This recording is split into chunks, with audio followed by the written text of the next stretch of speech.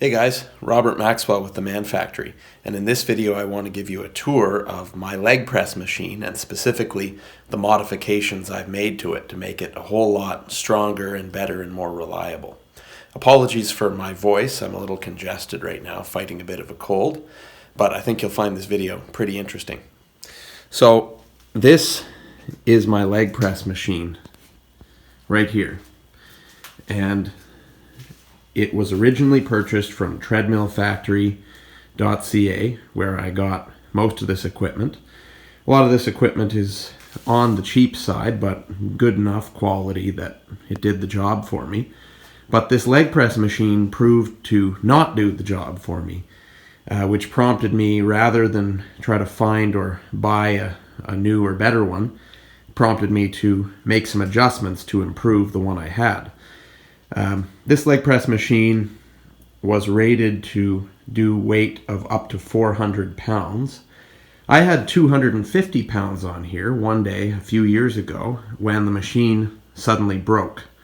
And the place that it broke was down here between the main support foot and the central vertical bar, which forms the skeleton of the machine. That joint there broke. The weld snapped when I had 250 pounds on there, which is considerably less than the 400 pounds the machine was rated for. But I realized that with some welding and some additional metal on here in the right places, that I could make this leg press machine basically bulletproof. It was actually my dad's idea. He's always into fixing and improving things rather than just trying to find or buy a new one, and I'm glad I took his advice in this case, because this leg press machine hasn't let me down since.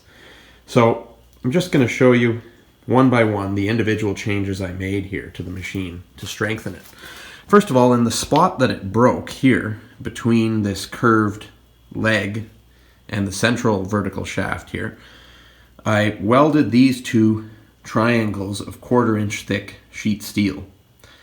Those brackets vastly strengthen this particular area, which is where a lot of the stress of the weight on this machine goes.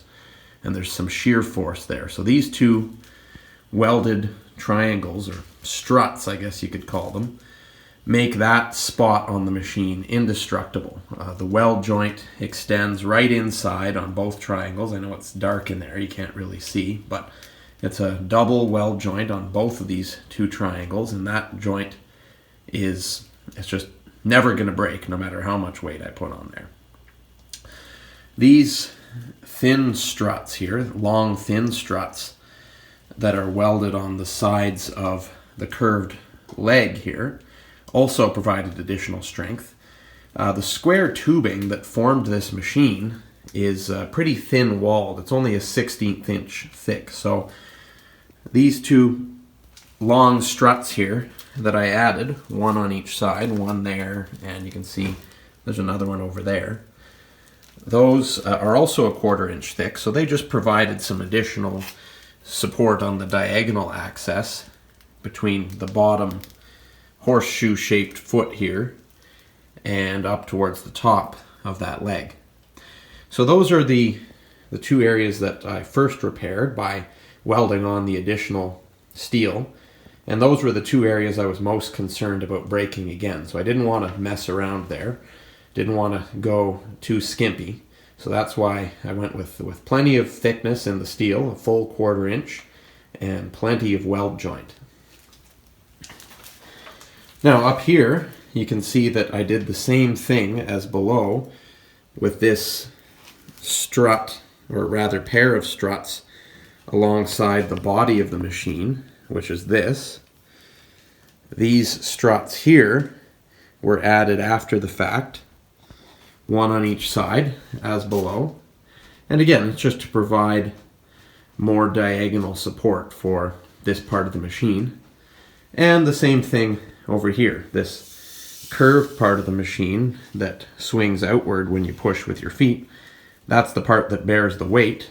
And so it made sense to me to add another pair of 1/4 inch thick long steel struts welded here at the top and then down here as well on that side of the machine.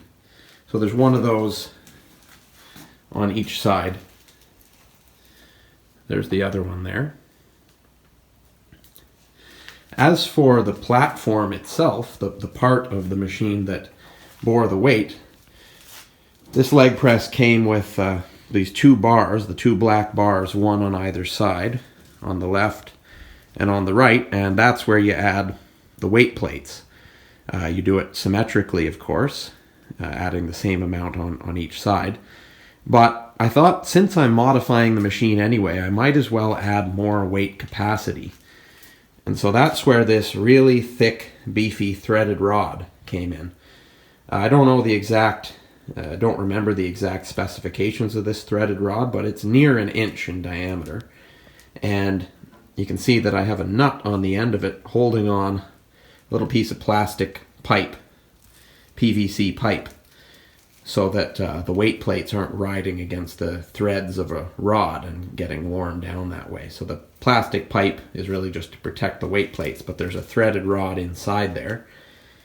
It's kind of dark, I know, but there's another nut at the base of the threaded rod, and the threaded rod actually goes right through 2 square pieces of 1/4 inch sheet steel. And we'll see if you can see here.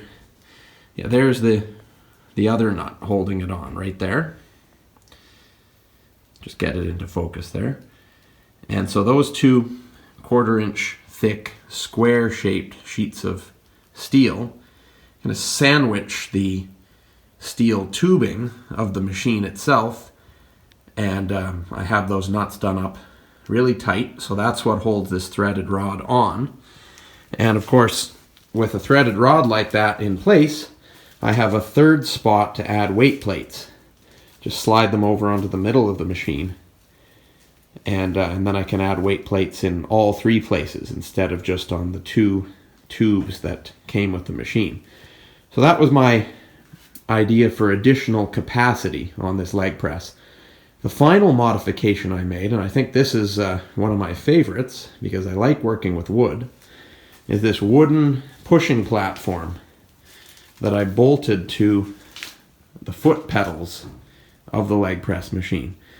It came with 2 foot pedals. You can see them behind the wood there. There's one of them, and the other one's on the other side.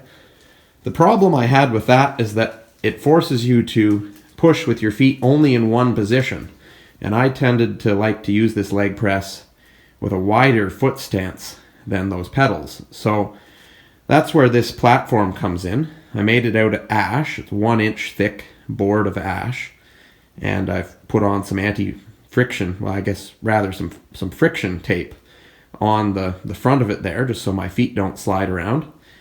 2 bolts hold it to each foot platform. So we got 2 bolts here, and over on the other side, 2 bolts there.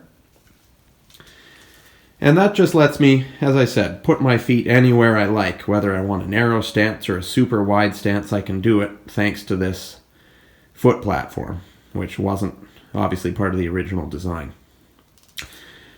So there you have it. That's the modifications I made to this leg press machine. You can see, I should have mentioned at the beginning, it's designed to fit down in this bench here. This bench is made by PowerTech, and it's not a very expensive bench, and it's not super solid, but it's solid enough for my purposes. And it's got this square hole at the bottom of it where you can add other pieces of equipment that are made by the same company. So I've got a pull-down machine over here, for example, that can fit into there. My leg extension machine is also over there. Don't know if you can see it, but it also fits into the bottom of the bench here. So this machine, this leg press machine, fits into the bench, and it's now a whole lot more solid, strong, and reliable than it originally was when I bought it, because of course it originally broke under just 250 pounds of load. I've loaded this thing up well over 500 pounds, and it's never complained a bit, and I'm sure I could do a lot more weight even than that if I wanted to. with all the additional steel on here, welded modifications. Actually, there is one more modification I made that I forgot to mention, and this is actually kind of an important one. The central square-shaped tube of steel here that actually goes into the bottom of the bench, into the square-shaped hole in the bottom of the bench, that never used to extend all the way to the floor, and now it does. It's dark again, but you can see that that tube of steel is resting firmly against the floor of my basement. Now that's important because it gives the machine a whole lot more stability, and it reduces the shear force on that joint where I welded the two triangular struts. Reduces that shear force by a whole lot. It used to be that the tube of square-shaped steel that formed this part of the machine only went low enough to just go into the bench, but it didn't extend through the hole in the bench and down to the floor. So I actually put in a longer and thicker walled tube of steel, square-shaped tube of steel. One that was cut to the right length to extend right down to the floor. So now the machine is resting on this horseshoe-shaped foot, as well as the bottom of the square tube over here that goes through the bench. And that's a crucial change because, as I said, the shear force on the central joint of the machine was tremendous before that tube extended all the way down. So that's what I did to fix this leg press to make it a whole lot better. And so far it's worked really well. I hope you enjoyed the video. And if you yourself have a home gym that involves a leg press machine or other types of machines that maybe are too weak or have broken on you, don't necessarily rule out fixing it yourself, because as you can see, that can work really well with the right equipment and the right knowledge. So thanks for watching, and I'll see you next time.